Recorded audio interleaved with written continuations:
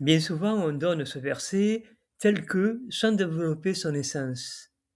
La confiance, ici, n'est pas une confiance aveugle. Cette confiance doit être dirigée par des principes bien précis. Le verset nous dit, Proverbe chapitre 29 et le verset 25, « Trembler devant les hommes est un piège, mais celui qui a confiance en Dieu sera protégé. » Trembler devant les hommes est un piège, effectivement.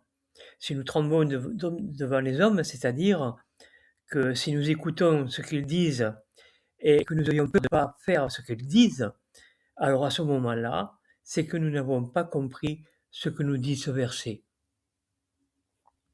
Ce qui nous montre que la confiance en Dieu, à ce moment-là, se base sur la connaissance. C'est voir ce que Dieu nous dit et le mettre en application.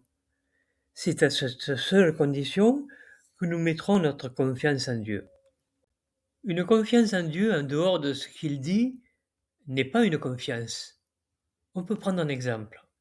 Quelqu'un qui se jette d'une falaise parce qu'il a confiance en Dieu, que Dieu le récupérera vivant, finira mort.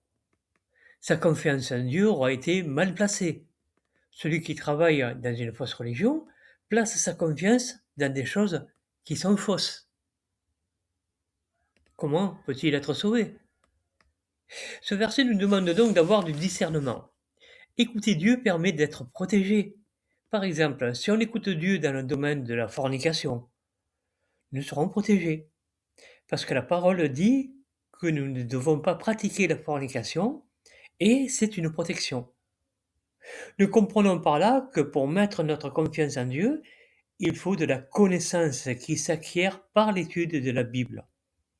La connaissance de Dieu est contraire à l'ignorance.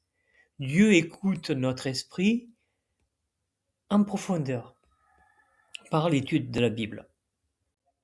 Être superficiel quand nous lisons un verset ne permet pas le salut. C'est être tiède. Ce n'est pas regarder en profondeur ce qu'il est dit.